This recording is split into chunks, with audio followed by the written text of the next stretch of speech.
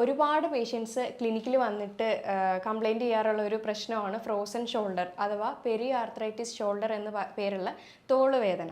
അപ്പോൾ ഇതിൻ്റെ പ്രധാനമായിട്ടുള്ള കാരണങ്ങൾ എന്തൊക്കെയാണ്, ലക്ഷണങ്ങൾ എന്തൊക്കെയാണ്, ഇതിനെ നമുക്ക് എങ്ങനെ പരിഹരിക്കാം എന്നുള്ള കാര്യങ്ങളാണ് നമ്മൾ ഇന്നത്തെ വീഡിയോയിലൂടെ നോക്കുന്നത്.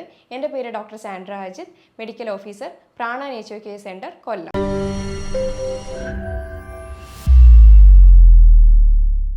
ഫ്രോസൺ ഷോൾഡർ എന്ന് പറയുന്നത് അതിൻ്റെ പേര് പോലെ തന്നെ ഷോൾഡർ ഫ്രോസ് ആവുന്നത്, അതായത് അവിടെ ടൈറ്റ് ആവുന്നതാണ്. ഷോൾഡർ ജോയിൻസിന് ചുറ്റുമുള്ളൊരു ക്യാപ്സ്യൂളുണ്ട്, അത് ടൈറ്റായി അതിന് അസഹനീയമായ വേദന ഉണ്ടാവുന്നതിനാണ് ഫ്രോസൺ ഷോൾഡർ എന്ന് പറയുന്നത്.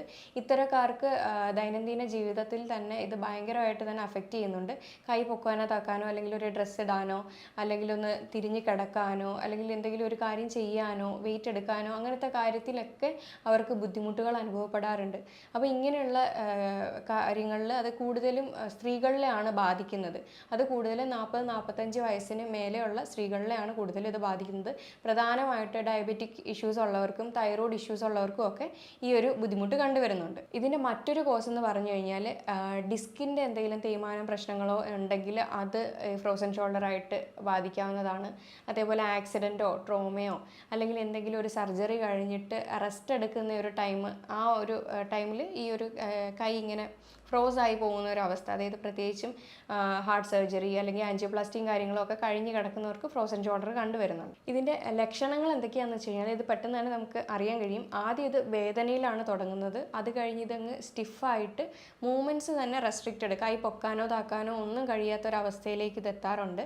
പിന്നെ ഭയങ്കരമായിട്ട് കൈ സ്റ്റിഫായിട്ടിരിക്കുന്ന ഒരു ഫീലായിരിക്കും. രാത്രി ഒരു സൈഡിലേക്ക് ചെരിഞ്ഞ് കിടക്കാൻ പോലും പറ്റത്തില്ല. കൈ ഒന്ന് ദൈനംദിന ജീവിതത്തിൽ പല കാര്യങ്ങളും നമുക്ക് ചെയ്യാനായിട്ട് ബുദ്ധിമുട്ടുകൾ അനുഭവപ്പെടുന്നുണ്ട്. അപ്പോൾ ഇതൊക്കെ തന്നെയാണ് ഇതിൻ്റെ പ്രധാന ലക്ഷണങ്ങളായിട്ട് വരുന്നത്. ഇത് കൂടുതലും നൈറ്റ് ടൈമാണ്, രാത്രി കാലങ്ങളിലാണ് ഇതിൻ്റെ വേദന കൂടുതലും അനുഭവപ്പെടുന്നത്.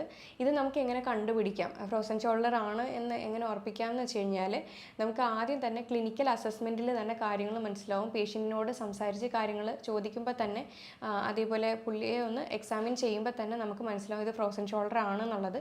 പിന്നെ അതല്ല, ഒരു ബ്ലഡ് ടെസ്റ്റും കാര്യങ്ങളും നമ്മൾ ചെയ്യേണ്ടതെന്ന് വെച്ച് കഴിഞ്ഞാൽ ഡയബറ്റിക്കും തൈറോയിഡിൻ്റെയൊക്കെ ബ്ലഡ് ടെസ്റ്റ് ചെയ്യുക. കാര്യം എന്ന് വെച്ച് കഴിഞ്ഞാൽ അതൊന്നും ഇല്ലാത്തവരാണെങ്കിൽ അത് ഒന്നുകൂടെ ചെയ്ത് നോക്കിക്കഴിഞ്ഞാൽ ചിലപ്പോൾ അതിൻ്റെ ബുദ്ധിമുട്ട് കാരണവും ഈ ഫ്രോസൺ ഷോൾഡർ വരുന്നുണ്ട്. ഇനി അതുമല്ല, വാദസംബന്ധപ്പെട്ട എന്തെങ്കിലും രോഗമാണെങ്കിലും ഈ ഷോൾഡർ പെയിനും കാര്യങ്ങളും വരാറുണ്ട്. പ്രത്യേകിച്ചും റുമറ്റോയിഡ് ആർത്രൈറ്റിസ് ഒക്കെ ഇതിനെ അഫക്റ്റ് ചെയ്യാറുണ്ട്. അപ്പം RA ഫാക്ടറും ESR ഒക്കെ നോക്കിക്കഴിയുമ്പോഴത്തേക്കും അതൊന്നും ഇല്ലെങ്കിൽ നമുക്കത് ഉറപ്പിക്കാം ഫ്രോസൺ ഷോൾഡർ ആണെന്നുള്ളത്. പിന്നെ എക്സ്റേയിൽ എടുത്താലും ഫ്രോസൺ ഷോൾഡർ അങ്ങനെ പ്രത്യേകിച്ച് അത് അറിയാറില്ല. ഫ്രോസൺ ഷോൾഡറിന് 3 സ്റ്റേജാണുള്ളത്. ആദ്യം ഫ്രീസിങ് ഫേസ്, രണ്ടാമത്തേത് ഫ്രോസൺ ഫേസ്, മൂന്നാമത്തേത് തോയിങ് ഫേസ് ആണ്. ഫ്രീസിങ് ഫേസ് എന്ന് പറയുന്നത് ആദ്യം തന്നെ പെയിന് കൂടുതലായിരിക്കും, അതും പ്രത്യേകിച്ച് രാത്രി കാലങ്ങളിലായിരിക്കും. ഇത് 6 മാസം വരെ ആയിരിക്കും നീണ്ടു നിൽക്കുന്നത്. ഇത് ആദ്യത്തെ സ്റ്റേജ് ആയതുകൊണ്ട് തന്നെ പെയിൻ ഭയങ്കരമായിട്ട് കൂടുതലായിരിക്കും. രണ്ടാമത്തേതാണ് ഫ്രീസിങ് ഫേസ്. അപ്പോൾ ഇതിനകത്ത് പെയിൻ കുറഞ്ഞിട്ട് സ്റ്റിഫ്നെസ് കൂടും. സ്റ്റിഫ്നെസ് ഭയങ്കരമായിട്ട് കൂടിയതിന് ശേഷം അത് കൂടുതലും ഒരു 1 വർഷത്തോളം തന്നെ നീണ്ടു നിൽക്കും. അപ്പോൾ ഈ ഒരു സ്റ്റേജിൽ മൂവ്മെൻറ്റ്സ് എല്ലാം നന്നായിട്ട് തന്നെ റെസ്ട്രിക്റ്റഡ് ആയിട്ട് കൈ ഒന്ന് പുറകിലേക്കാക്കാനോ ഒരു ദൈനംദിന ജീവിതത്തിലോ കാര്യത്തിലോ ഒന്നും ശ്രദ്ധിക്കാൻ പറ്റാതെ അത് ശാരീരികപരമായിട്ടും മാനസികപരമായിട്ടും തന്നെ നല്ല ബുദ്ധിമുട്ടുകൾ ഉണ്ടാവും. അപ്പോൾ മൂന്നാമത്തെ സ്റ്റേജാണ് റിക്കവറി ഫേസ് ആയിട്ടുള്ള തോയിങ് ഫേസ്. ഇത് പതിയെ കൊണ്ട് സ്റ്റിഫ്നെസ്സും വേദനയും കാര്യങ്ങളും ഒക്കെ ഒന്ന് കുറഞ്ഞ് പയ്യെ റിക്കവറി സ്റ്റേജ്, ഇത് 2 വർഷത്തിനകത്തുള്ളിൽ തന്നെ ഇത് സംഭവിക്കുന്നതാണ്. പക്ഷെ നമുക്ക് ഈ ഒരു ഫ്രോസൺ ഷോൾഡർ വന്നു കഴിഞ്ഞാൽ ഇതിൻ്റെ റിക്കവറി പീരീഡ് 2 വർഷമാണ്. അപ്പോൾ ആ ഒരു സമയം വരെ ഇതിൻ്റെ ബുദ്ധിമുട്ടുകളും കാര്യങ്ങളും സഹിക്കേണ്ട ഒരു കാര്യവും ഇല്ല.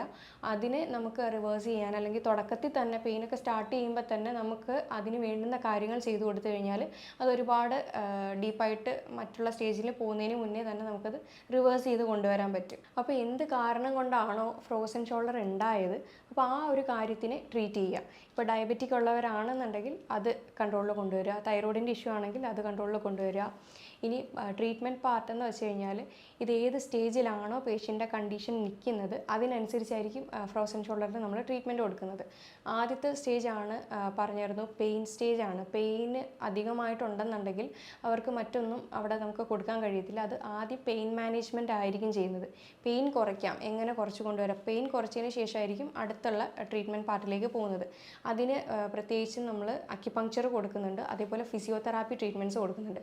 ഫിസിയോതെറാപ്പിയിൽ തന്നെ IFT കൊടുക്കുന്നുണ്ട്, USG കൊടുക്കുന്നുണ്ട്, അൾട്രാസൗണ്ട് കാര്യങ്ങളും കൊടുക്കുന്നുണ്ട്, അതേപോലെ ക്രയോതെറാപ്പി. ഇത് ഇത്രയും നമുക്ക് പെയിൻ മാനേജ്മെൻറ്റിന് കൊടുക്കാവുന്നതാണ്. അപ്പോൾ ഇത് കൊടുത്ത് പെയിനൊക്കെ ഒന്ന് കുറഞ്ഞ് വന്നതിന് ശേഷം നമുക്ക് അടുത്ത രണ്ടാമത്തെ സ്റ്റേജായ സ്റ്റിഫ്നെസ് നമുക്കതെങ്ങനെ കുറയ്ക്കാം എന്നുള്ള രീതിയിലേക്കുള്ള കാര്യങ്ങൾ ചെയ്യും. എക്സർസൈസ് തെറാപ്പിയാണ് അതിനകത്ത് നമ്മൾ കൊടുക്കുന്നത്. അതിനകത്ത് ആക്റ്റീവായിട്ടും പാസീവായിട്ടും നമ്മൾ എക്സർസൈസ് പറഞ്ഞു കൊടുക്കും. ആക്റ്റീവായിട്ട് അത് അവർ തന്നെ ചെയ്യുന്ന എക്സർസൈസ് നമ്മൾ ഇതാക്കാറുണ്ട്. നമ്മൾ തന്നെ ചെയ്യിപ്പിക്കുന്ന എക്സർസൈസും കൊടുക്കാറുണ്ട്. ഇനി തേർഡ് സ്റ്റേജ്, അതായത് തോയിങ് ഫേസ്, അതൊരു റിക്കവറി സ്റ്റേജ് ആയതുകൊണ്ട് തന്നെ ഒരുപാട് ബുദ്ധിമുട്ടുകളൊന്നും കാണത്തില്ല. വേദനയും സ്റ്റിഫ്നെസ്സും ഒക്കെ കുറഞ്ഞു വരുന്ന ടൈമാണ്. ഈ സമയത്തും എക്സർസൈസ് തെറാപ്പി അത് വീട്ടിൽ പോയി ചെയ്യാൻ പറ്റുന്ന രീതിയിലുള്ളത് അത് നമ്മൾ പറഞ്ഞു കൊടുത്തിട്ടാണ് വിടുന്നത്. പിന്നെ നമുക്ക് ലൂസനിങ് എക്സർസൈസ് എപ്പോൾ ചെയ്യുമ്പോഴും നമുക്ക് വേദനയോ മറ്റുള്ള കാര്യങ്ങളോ എന്തെങ്കിലും ഉണ്ടെങ്കിൽ ഒരിക്കലും എക്സർസൈസ് തെറാപ്പി അപ്പോൾ കൊടുക്കാറില്ല. എപ്പോഴും പെയിൻ ആദ്യം മാനേജ് ചെയ്ത് അത് ഓക്കെ ആണ് എന്നുണ്ടെങ്കിൽ മാത്രമേ എക്സർസൈസ് തെറാപ്പിയിലേക്ക് നമ്മൾ പോകാറുള്ളൂ. അപ്പോൾ അത് ലൂസനിങ് എക്സർസൈസ് ആണെങ്കിലും അല്ലാത്ത ആക്റ്റീവ് എക്സർസൈസ് ആണെങ്കിലും പാസീവ് ആണെങ്കിലും നമ്മൾ അതിന് ശേഷി കൊടുക്കാറുള്ളൂ. അപ്പോൾ അത് പേഷ്യൻറ്റിന് നമ്മൾ പറഞ്ഞു കൊടുത്തിട്ട് വീട്ടിൽ പോയി ചെയ്യുന്ന രീതിയിൽ നമ്മൾ ചെയ്യാറുണ്ട്. പ്രത്യേകിച്ച് നെക്ക് റൊട്ടേഷനൊക്കെ നല്ലൊരു മൂവ്മെൻറ്റ്സ് ആണ്. അത് അപ്പ് ആൻഡ് ഡൗണും സൈഡ് ബൈ സൈഡും റൊട്ടേഷനും കാര്യങ്ങളൊക്കെ ചെയ്യാവുന്നതാണ്. അത് സ്ലോ മോഷനിൽ വേണം ചെയ്യാനായിട്ട്. പിന്നെ ഷോൾഡർ ഷ്രഗിങ് മൂവ്മെൻറ്റ് ഉണ്ട്. അപ്പോൾ അതൊക്കെ വീട്ടിൽ പോയി പ്രാക്ടീസ് ചെയ്യാവുന്നതാണ്. പിന്നെ പുള്ളിങ് തെറാപ്പി പോലെ കയറിട്ടിട്ട് മേലേക്ക് ഇങ്ങനെ വലിക്കുന്ന പോലത്തെ ഒരു എക്സർസൈസ് ഉണ്ട്. അപ്പോൾ അത് പതിയെ കൊണ്ട് കൈ കുറച്ചുകൂടെ മൂവ്മെൻറ്റ്സ് മേലേക്ക് ആയിട്ട് വരും. അപ്പോൾ ഇങ്ങനെയുള്ള ലൂസനിങ് എക്സർസൈസ് വീട്ടിൽ പോയിട്ട് പ്രാക്ടീസ് ചെയ്യാവുന്നതാണ്. പിന്നെ അതേപോലെ ഡയറ്റിൻ്റെ കാര്യം പറയുകയാണെങ്കിൽ ഒരു വെൽ ബാലൻസ്ഡ് ഡയറ്റ് തന്നെ എടുക്കുക. ഷുഗർ മൊത്തത്തിൽ തന്നെ കട്ട് ചെയ്യുന്ന ഏറ്റവും നല്ല ഒരു കാര്യമായിരിക്കും. ഷുഗർ കൂടുതലാണെങ്കിൽ നമ്മുടെ ആ ഒരു എലാസ്റ്റിസിറ്റി അവിടുത്തെ നഷ്ടപ്പെടുകയും ആ ഒരു ബുദ്ധിമുട്ട് മാറാതെ നിൽക്കുകയും ചെയ്യും. അപ്പോൾ ഷുഗർ എത്രത്തോളം കട്ട് ചെയ്യുന്നു അത്രയും തന്നെ നല്ലതാണ്. ഒരു വെൽ ബാലൻസ്ഡ് ഡയറ്റ് എടുത്തുകൊണ്ട് തന്നെ ആൻറ്റി ഇൻഫ്ലമേറ്ററി ഫുഡ് അടങ്ങിയ ആൻറ്റി ഇൻഫ്ലമേറ്ററി പ്രോപ്പർട്ടീസ് ഉള്ള ഭക്ഷണങ്ങൾ കൂടുതൽ കഴിക്കാനായിട്ട് ശ്രദ്ധിക്കുക. പ്രത്യേകിച്ചും olive oil, berries, nuts, seeds, കൂടുതലും പച്ചക്കറികൾ, മില്ലറ്റ്സ്, അങ്ങനെയുള്ള ഭക്ഷണങ്ങൾ കൂടുതലും ഉൾപ്പെടുത്തുക. അതേപോലെ തന്നെ ആൻറ്റി ഇൻഫ്ലമേറ്ററി പ്രോപ്പർട്ടീസ് ഉള്ളതാണ് ടേമറിക്, ജിഞ്ചർ, പൈനാപ്പിൾ, ഇതൊക്കെ കൂടിയും ഭക്ഷണത്തിൽ ഉൾപ്പെടുത്താം. ഒമേഗ 3 ഫാറ്റി ആസിഡ്സ് അടങ്ങിയ ചെറു മത്സ്യങ്ങൾ, അയല, മത്തി, അങ്ങനെയുള്ളതും ഭക്ഷണത്തിൽ ഉൾപ്പെടുത്തുന്നത് ഏറ്റവും നല്ലതാണ്. പിന്നെ സീഡ്സും വാൽനട്ട്സും അവകാഡോ ഒക്കെ നമ്മുടെ ഭക്ഷണത്തിൽ ഉൾപ്പെടുത്തുന്നത് ഏറ്റവും നല്ലതാണ്. അവിടെ ഒരു ഹെൽത്തി കണക്റ്റീവ് ടിഷ്യൂവിനെ മെയിൻറ്റെയിൻ ചെയ്യുക എന്നുള്ളത് ആണ് അടുത്തൊരു ആവശ്യകത. അവിടെ മെയിനായിട്ട് കൊളാജൻ ആണ് വേണ്ടിയിരിക്കുന്നത്. അപ്പോൾ അതിനുള്ള പ്രൊഡക്ഷന് വൈറ്റമിൻ സി ഏറ്റവും അത്യാവശ്യമാണ്. അപ്പോൾ വൈറ്റമിൻ സി റിച്ച് ആയിട്ടുള്ള ഭക്ഷണങ്ങൾ എടുക്കാവുന്നതാണ്. Orange, amla, bell peppers, guava, ഇതെല്ലാം നമ്മുടെ ഭക്ഷണത്തിൽ ഉൾപ്പെടുത്താവുന്നതാണ്. അപ്പം ഞാൻ ഈ പറഞ്ഞ കാര്യത്തിൽ എന്തെങ്കിലും ഡൗട്ട് ഉണ്ടെങ്കിൽ താഴെ തന്നിരിക്കുന്ന നമ്പറിൽ കോൺടാക്റ്റ് ചെയ്യാവുന്നതാണ്. ഇനി അടുത്തൊരു ഹെൽത്ത് ടോപ്പിക്കുമായിട്ട് വീണ്ടും കാണാം. Thank you.